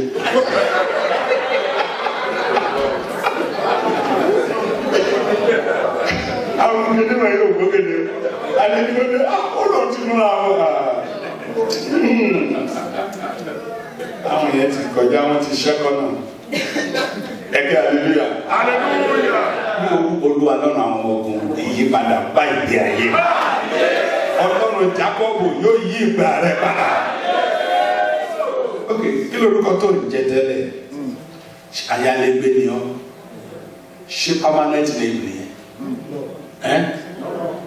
o máa di onílé o tí nílé sí ìlú Amẹ́ríkà lágbára Ọlọ́run kò ara dé tiẹ̀ ní orílẹ̀-èdè bí tó ti wáyé gan wà á di onílé bẹ́ẹ̀ kí ló lé tó ti bá tó ń gba omijé lójú rẹ̀ kí ló ń rò tí o fi rú tó jẹun tó sára kí nìkan náà tó ń rò tí ojú rẹ̀ ti di báyìí Bíbélì pé Dáfídì wípé ojú mi bàjẹ́ tán nítorí omijé ó di ogbó tán nítorí ìnilára àwọn ọ̀tá. Ìyẹn ni pé bí ènìyàn bá ti sọkún púpọ̀ jù kò ní dàgbà nígbà tí ò ní ríran mọ́. Omijé a máa ba ojú jẹ́, má sọkún mọ́ ní orúkọ Bàbá máa tẹ̀lé mọ́. Èṣù ní pọ́ lẹ́kún mọ́. Ní ìṣẹ́jú díẹ̀ ó ní àwọn àdúrà kan ìgbà tí ìgbà jókòó yí padà ṣẹ́ẹ̀sùn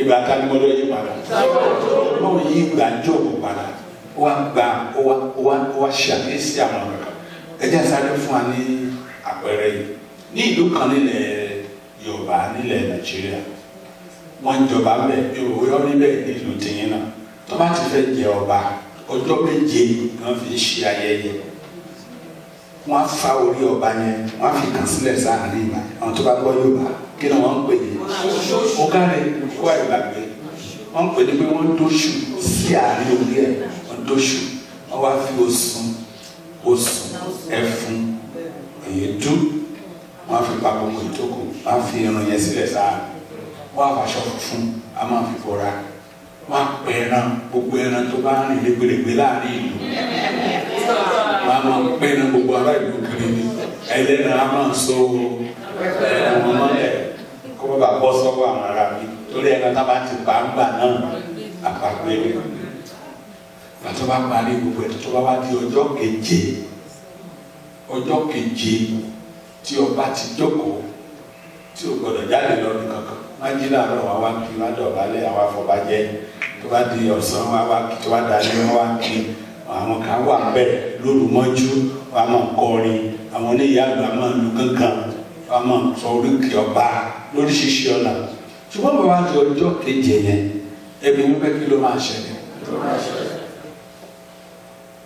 wọ́n á ti mú ẹran kan sínú ìgbà ẹ̀mọ́ tá à ń pè ní ìgbà calabash tí wọ́n ṣe lọ́ṣọ̀ọ́ dáadáa wọ́n fi ẹran gbígbẹ àti ètè tó ti gbẹ wọ́n fi sínú calabash wọ́n wá fi ọtí ṣìnáàpù wọ́n gbèsè ẹgbẹ́ kan kí ṣìnáàpù tó dé ẹmu ògùrọ̀ ni wọ́n fi ṣe wọ́n wá gbèsè ẹgbẹ́ kan wọ́n á ní kábíyèsí á ní àwọn ká sọ pé ẹ wọ́n ti gbé bẹ́ẹ̀ kò tí ì dọ́ba sọ pé mo máa dọ́ba sọ pé ọba tiẹ̀ ní mí láti fi yín jọba sọ pé ọmọ ọba ní máa ń jọba ṣùgbọ́n tó ọmọ ọba ń kí sára gbogbo ọmọkùnrin tá a bá fi lé ọba prince la máa ń pè àmì kì í ṣe gbogbo prince àwọn kan ó kù sórí oyè prince nínú àwọn prince àṣàyàn prince ló máa ń di king ta ló fẹ́ dọ̀ba kún ìyẹn lóbi ló jà ọmọ pé wà bí èyí kún ìwà prince àti princess ẹ wà bí wọ́n wá ní kí ó na ẹsẹ̀ rẹ̀ sí tàbá yìí tó bá ti nà síta wọ́n á fún ní ẹgbàá mẹ́ta fà omi ìyá pọ́ lójú ẹ̀ wọ́n bẹ̀rẹ̀ pé kí ni títí wọ́n fi náà á ní kò yé o á ní látòlí lọ kò sí ẹni tí ó tó bẹ́ẹ̀ kó náà ò ní jẹ gbàmọ́ látòlí ìwọ náà ò tó jíyà má látòlí ṣé wàá lè tó wá gàdú bẹ́ẹ̀ wọ́n wá ní kó mọ́ ọwọ́ òsì rẹ̀ wá báyìí mi ò bóyá kì í ṣe gbogbo ìlú tó wà nílẹ̀ Yorùbá náà ti ṣe bẹ́ẹ̀ mo mọ ìlú yẹn gan-an ọba tí wọ́n fi jẹ nígbà náà láti jẹ́ ọ̀kan nínú àwọn ìwà gbàdúrà pé òun ò fẹ́ ṣe ṣùgbọ́n wọ́n di dídẹ fún òun láti ṣe wẹ́ agbàdúrà fún ọ̀dẹ̀gbà Ọlọ́run gbọ́ pé wẹ́ ìyẹn kó sáré òun àti anikó tẹ ọwọ́ rẹ̀ báyìí wọ́n á fi ẹran yẹn sí àtẹ́lẹwọ́ anikó gbé jẹ ẹran tí wọ́n lẹ̀ fún jẹ ní ọkàn ọba tó kí ni wọ́n pè é. The heart of the departed ọkàn rẹ̀ nígbà tó pé yẹn wọ́n ti yọ ọkàn rẹ̀ ó ti gbẹ wọ́n ti tọ́jú ẹ̀ tó bá ṣọdún mẹ́wàá ni ó tó jọba mi ìgbéra àti dé eru òun náà ni ó kó fún jẹ tó bá ti jẹ́ tán tó bá wá mú ògógóró yẹn tó fi rẹ̀ sí sálẹ̀ gbogbo wọn wá dídì ní wá dọ̀ wá ní wá ní káàdì ó dé ènìyàn ọ̀tọ̀ ta ló fẹ́ dẹ lómi ìlú ta ló fẹ́ dé ènìyàn ọ̀tọ̀ ta ló fẹ́ di alágbára ìwọ náà ti jẹ ọkàn ọba wo ló jẹ ṣùgbọ́n nìkan ló ta ìjẹ rẹ̀ sílẹ̀ tó ní bọ́ ẹ̀bẹ̀ nìkan ló kú lórí igi àgbélébùú. Jesus died young for me to live long. Ṣé mo tábàfẹ́ àdírẹ́sì àwọn ọba àwọn alágbára á sọ pé late lágbájá tàbí prophet lágbájá of blessed memory. Ṣùgbọ́n you cannot use late for Jesus. Ṣùgbọ́n nítorí bíbélì ti wípé Jésù Kristi kan náà lánàá lónìí àti títí bẹ́ẹ̀ is never late. Kì í ṣe late Jesus. Ìwé àgbàdo la fi ń pe Jésù ní Mr. Mr. Jesus. Àwọn kan béèrè rẹ̀ irú ọkùnrin wo lè yí tí afẹ́fẹ́ àti ìjì ń ju ọkùnrin lọ. Ẹni tó bá ṣe dáadáa máa sọ pé ọkùnrin mẹ́ta wọ́n tún lè fi àpò sí. Ok, ọkùnrin mélòó ni Jésù ẹ̀yọ? Ó tó mẹ́ta, ó tó mẹ́wàá.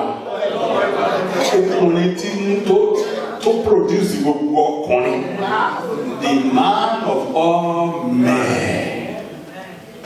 Nípasẹ̀ rẹ̀ la dá ayé àti ọ̀run. Ẹ fẹ́ gbàdúrà báyìí o. Ṣé ṣe tán láti gbàdúrà? Èmi ò tí kọjá yìí. Ẹ̀fọ́ríjì mi ò sì ní lórí ìtẹ̀sí kọjá. Láǹfààní àti wà bí ìtẹ̀sí wa. Ṣùgbọ́n èyí tí mo wà ayọ̀ ṣẹ́ nìdé. Ẹ̀kẹ́ aleluya. Ẹ wá tó kọjá. Tí bá nílé ẹ̀dídé, má ṣe á jí dìde. Má sì dìde kẹ́yìn. Lóko dáadáa. Ẹni tó bá sùn ẹjọ́ tó ní ọlọ́run ẹ bá jí. Máa ń kọjá mi olùgbà. Ó ti tó bá ọ̀pọ̀ ẹ̀kẹ́ ká ní ilé tí. Ṣé ó ti yá? Mẹ́ta kúlé mo máa lò. Tó bá ti tó wá. Kí n tó pe tí rí tó bá ti di akọ́sọ mo gbà yá ni. Tó o bá tẹ̀lé kan pọ̀ sí ọ̀la. One. 2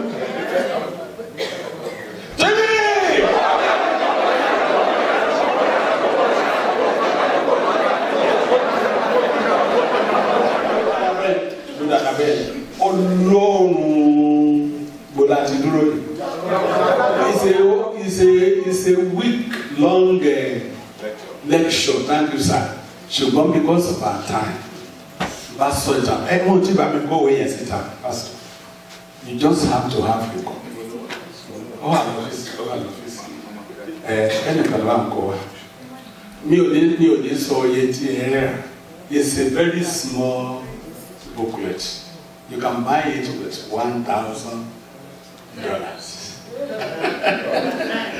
And I want you to just take one and give whatever you think you can give.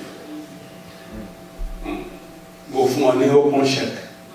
Tó bá dẹ̀ fún ọ ní open check tí mo sign tó lè rí pé kì í ṣe check tó lè tàkìtì tí mi ò sì kọ iye tí ó lọ gbà. Èlé ló kọ̀ sí fúnra.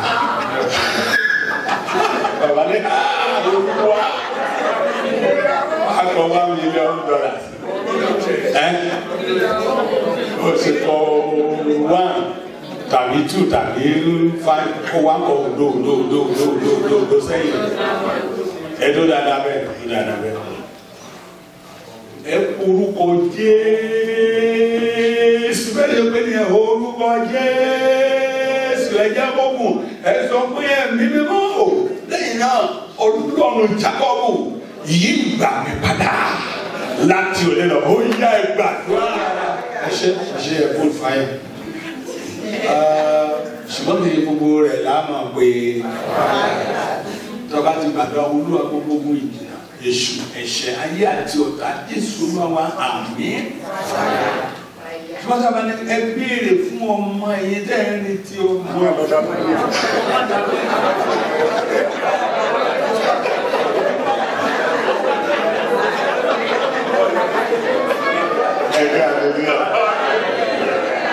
Ẹ̀gbọ́n dáná sí ọmọ ọlọ́wọ́ náà.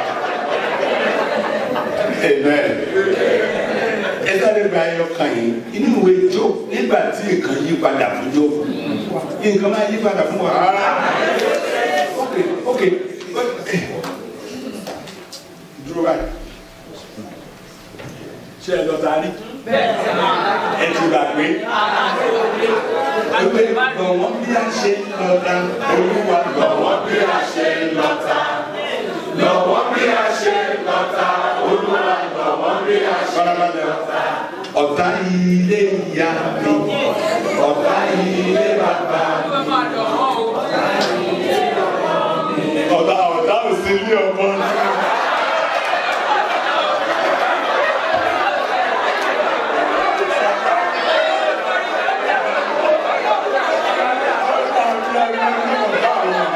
Ọ̀tá ilé ọkọ ní mo lẹ ti rí.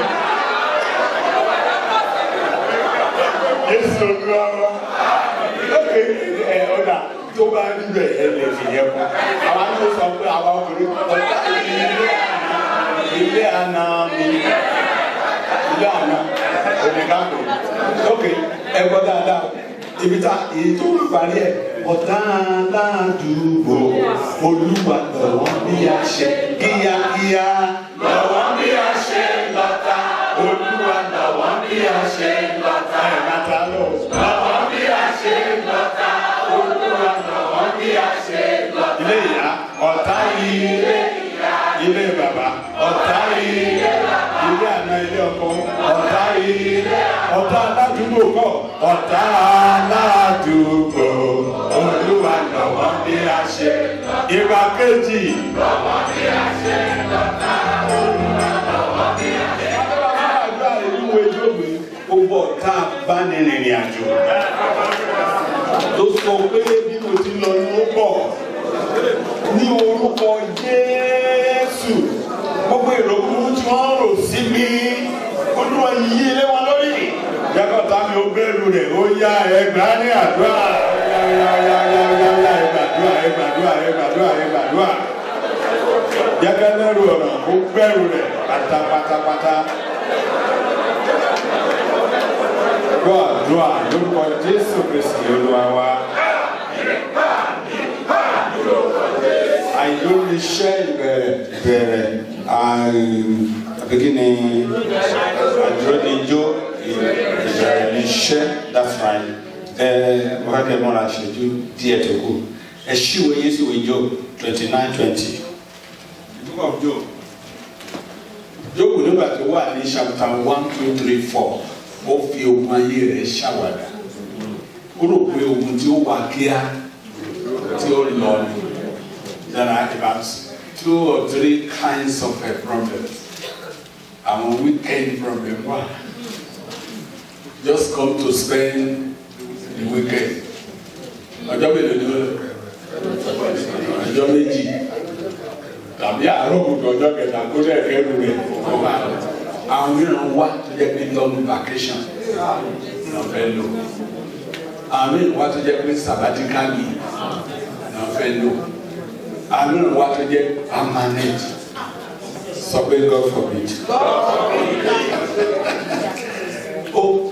Ní chapters 1 to 5 the book of Job ṣe ló fi ṣàwàdà ṣùgbọ́n bàtà ogun kọ̀ tí ó lọ wá jẹ́ ìyàdúrà orí ọ̀pọ̀lọpọ̀ ìdààmú àti wàhálà ṣùgbọ́n jẹ́rìí wọ́n náà máa borí ogun.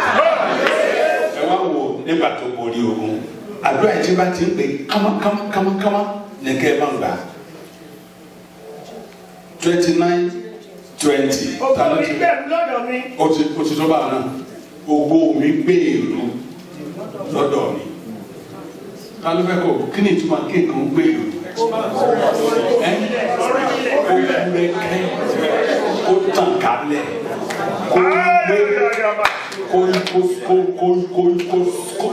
kó bẹ̀rẹ̀ sí ṣèso kó tanná àlùmọ́ndì kí ojú gbogbo kí ó rí Olúwa jẹ́ kí ògo mi ó gbèrú ó yá gbàdúrà.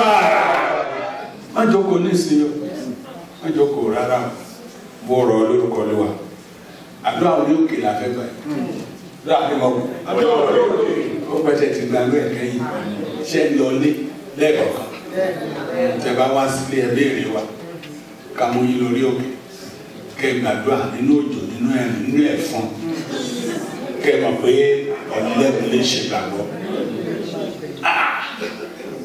ìmúra dáadáa báyìí ìmúra dáadáa báyìí ṣé ní wọ́n tí wọ́n náà lẹ́gbàá lójú oorun ìgbà tó jí o lè rí ojú ẹ̀gbá yẹn lára rẹ̀ ẹ̀mí wọn ló sọ bẹ́ẹ̀ fún o lè máa ń jáde nísìnyí torí àwọn èèyàn máa sọ hey ọ̀nà lágbẹ́dá ó lè rí wa kó ní bàbá wò ní ìtàlá parí pé èmi ni wọ́n wí dọ̀ orí ọ̀nà ṣé wàá rí ẹni tó ṣe yẹn àṣekẹ́yìn ló ṣe tó bá ń gbé ẹgbà yẹn bọ̀ lọ́jọ́ mi wà á kàn yẹ ọwọ́ rẹ rò wà á rí ìdá kí lẹ lẹ́gbàá ń ṣe níwájú onídà ok tó bá dẹ̀ wà á ní gbogbo agbára kó jọ ẹgbà nù kó náà yọ ìdá dání wà á kàn rí machine gun kí onídà tó súnmọ́ wọn ní ti gbọ́n mi dá o wá ga ju àwọn ọ̀tá rẹ kó dúró dáadáa báyìí àdúrà ìkejì ó wà ní ẹsẹ̀ 20 yẹn náà ọrùn mi sì padà di titun ní ọwọ́ mi.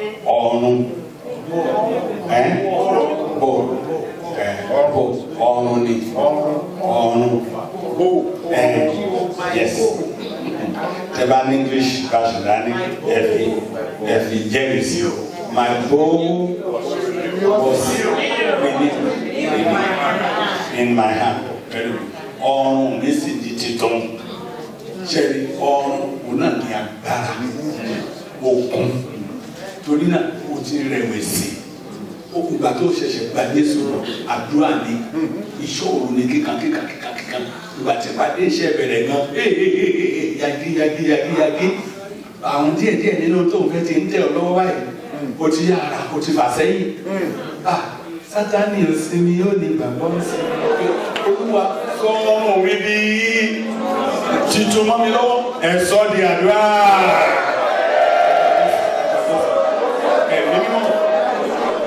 Ẹ̀gbọ́n kí ni ìdíjọ́ fi rí bẹ́ẹ̀? Kò jẹ́ nǹkan kan. Kò lọ́rọ̀, kò ní tí ó ṣe tó bá dẹ̀ lọ gan. Lẹ́yìn náà bá sì kú tán, ará ilé ló ti dá ọkọ̀ tó rí padà sí Ìbàdàn. Nítorí ẹ̀ wọ́n ní ẹja máa ṣe tá a ní ṣe yóò máa gbọ́ níta.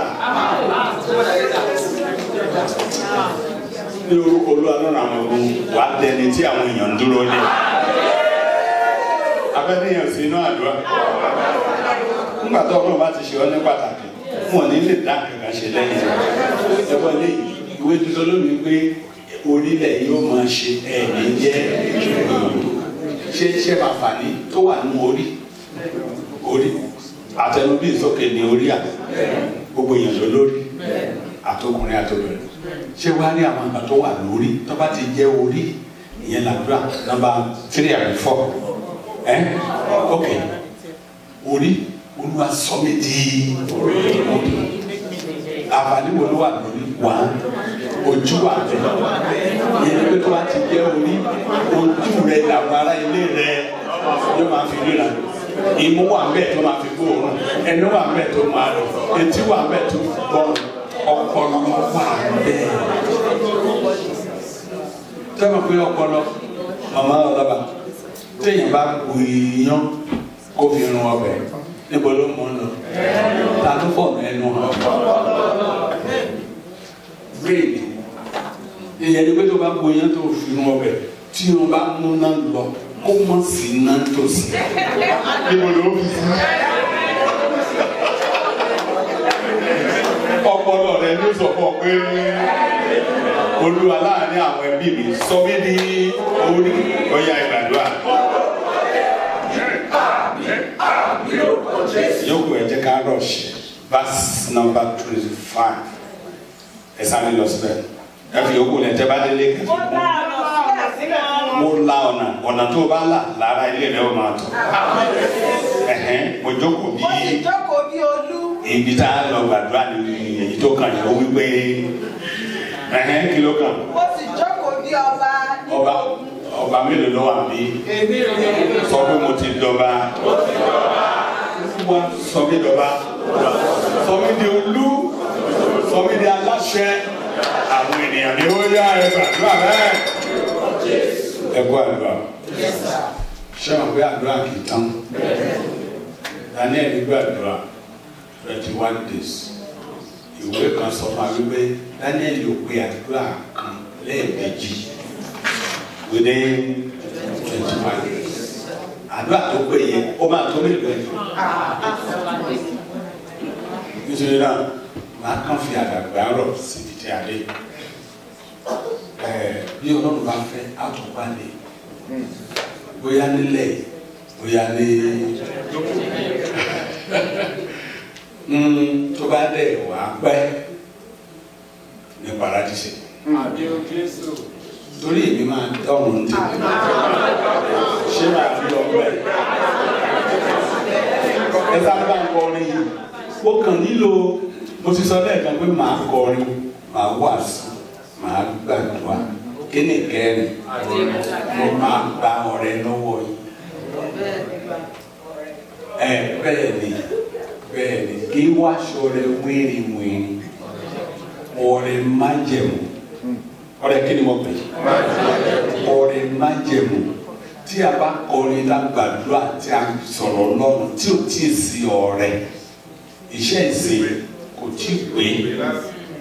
Ẹ máa fún mi ní owó báyìí, màá tẹ́wọ́ báyìí ẹ̀ fi lé mi lọ́wọ́. Màá dẹ̀ súre fún yín.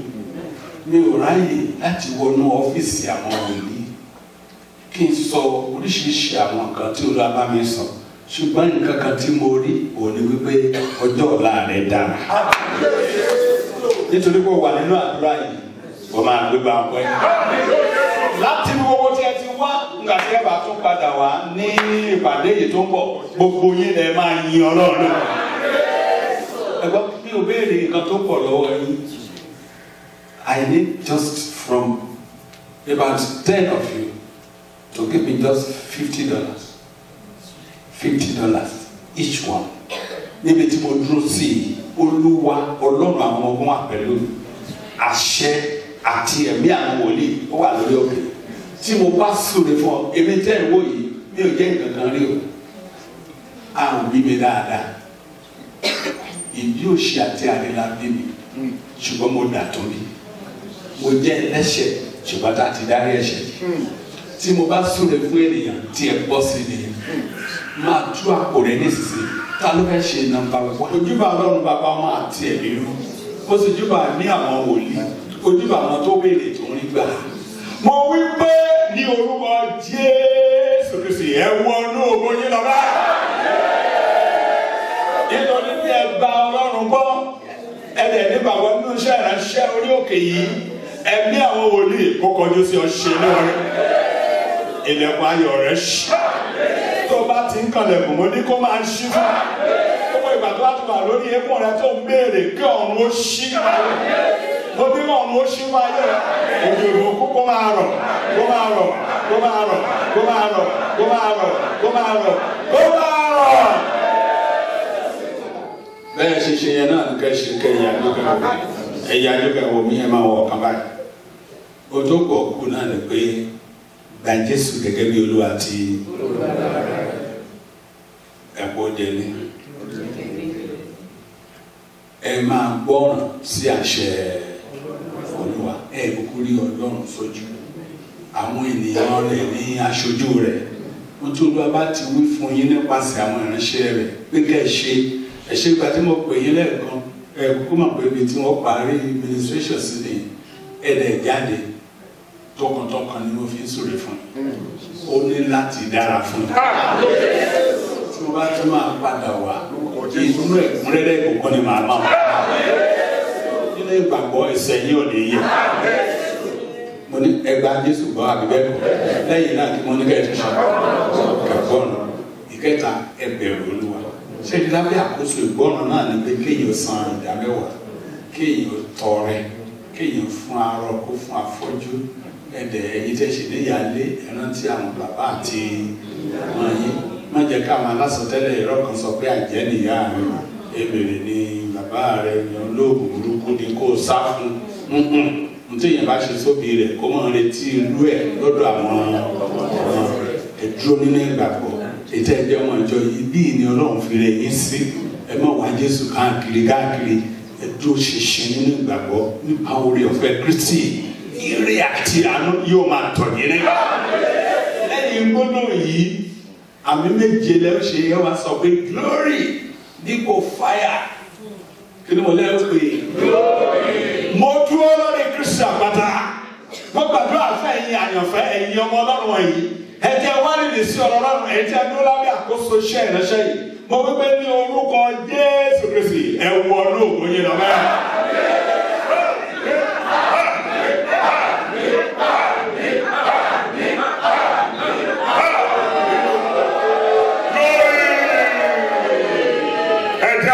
Lábùgẹ́tù ẹ̀dá pàtó lábùgẹ́tù nígbàtà àbẹ̀rẹ̀ ọ̀dà bẹ̀rẹ̀ pé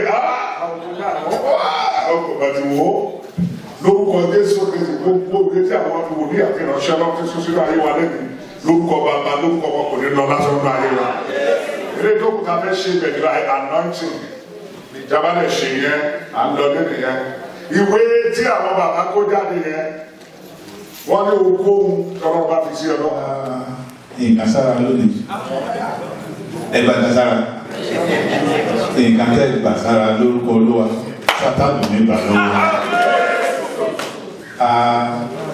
gẹ́gẹ́ bí a ṣe ìlérí fún yín wípé ẹ̀yin ò lọ sí ilẹ̀ Ísírẹ́lì ṣùgbọ́n orí ọ̀fẹ́ pé a wà ní wípé ẹ̀yin náà ó di àǹfààní rẹ̀ ẹ̀yin tí wọ́n wà nílé ẹjọ tẹ bá ní òróró oníṣẹ ẹgbẹ dání almost 2,000 people ló wò wá báyìí across by God grace ní àṣálẹ́ yìí àwọn bàbá wa ti gbàdúrà fún wa àdẹ̀dọ̀pẹ́ wọn ti ṣòro fún wa ṣùgbọ́n afẹ́ kí iṣẹ́ ìránṣẹ́ ti òróró yìí kó kọjá lọ sínú ayé rẹ̀ àwọn gbàgbé kókó ẹ̀kọ́ ti táwọn ṣe pé affliction will not rise a second time.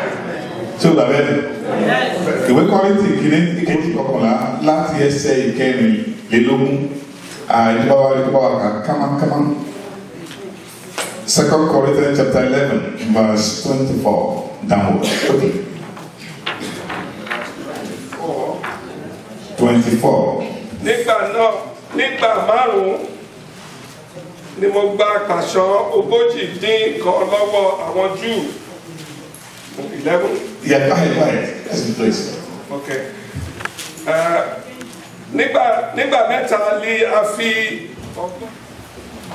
ẹ̀gbọ́n Paul oríṣiríṣi ìgbà lóríṣiríṣi ìjàmbá ń ṣẹlẹ̀ sí oríṣiríṣi ìgbà lóríṣiríṣi àjálù oníbà bọ̀dé líà tí ò ní lọ lẹ́yìn prógrámù yìí ìgbà tí òróró ìbá ti kà ọ́ ní orí mo ká ní àṣẹ ní orúkọ Olúwa látòní lọ ohun tó rápálá wọnú ayé rẹ lórúkọ Jésù Kristi agbára ìmọ̀ yóò gbé wọn jáde.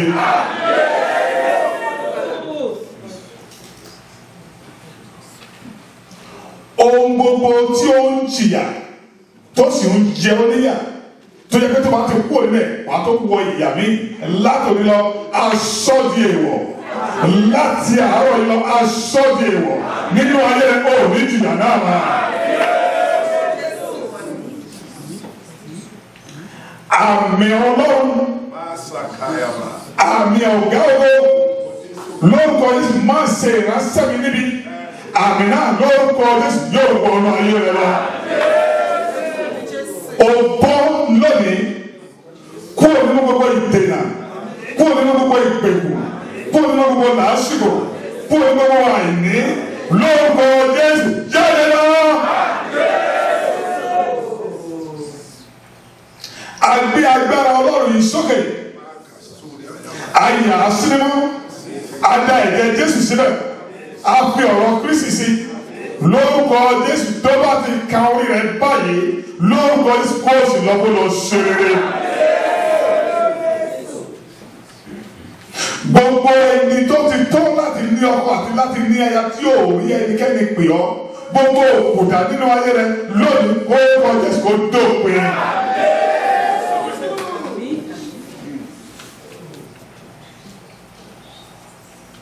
Ogójì ọjọ́ àti ogójì òru ni òjò fi rọ̀, ṣùgbọ́n ilẹ̀ gbé mú.